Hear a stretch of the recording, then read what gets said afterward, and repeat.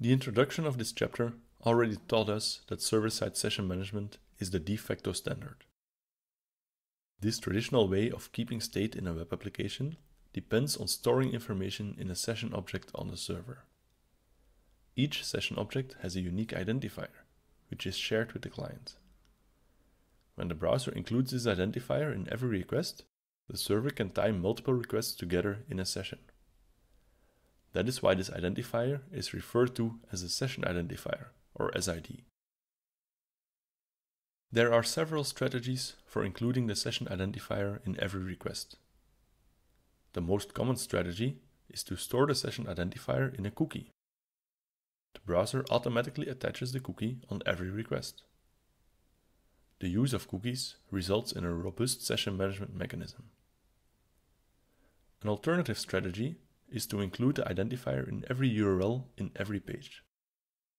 While this approach works in practice, it is less recommended. Reasons are a higher level of complexity and a higher risk of leaking the session identifier to third parties.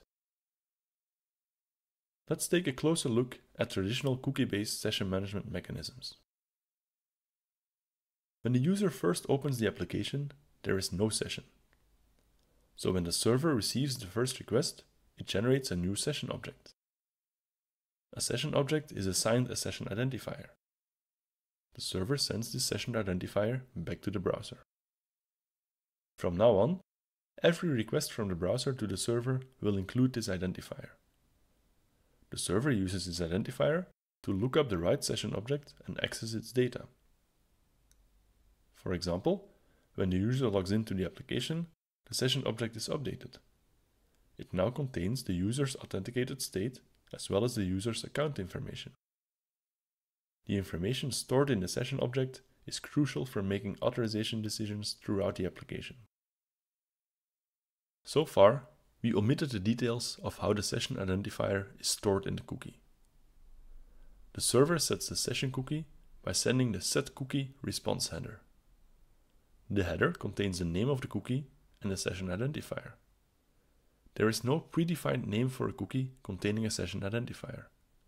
Commonly used names are session ID, PHP session ID, JSession ID, and so forth.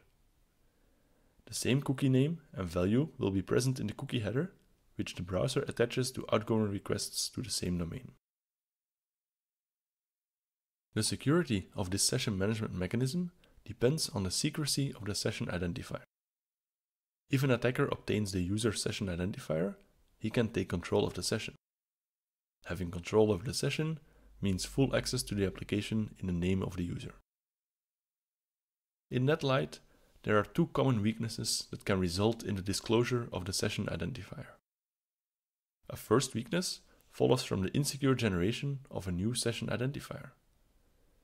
If a session identifier is predictable in some way, an attacker can calculate past and future identifiers. This attack is known as brute forcing the session identifier. Applications that use a custom algorithm to generate session identifiers are often vulnerable to this attack. The proper way to generate session identifiers is to use a secure random number generator. Most frameworks that offer built-in session management do this correctly. A second weakness is the insecure transmission or storage of the session identifier. Sending the session identifier in clear text over the network allows interception by an eavesdropper. Another potential attack vector is cross-site scripting. We will cover cross-site scripting in more detail later. For now, you should know that a cross-site scripting vulnerability enables the theft of the session identifier. Implementing additional security measures for the session cookie addresses both weaknesses. We will cover these security measures in detail in the next part. Remember, the secrecy of the session identifier is crucial. Most applications store the session identifier in a cookie, so this cookie will need to be adequately protected.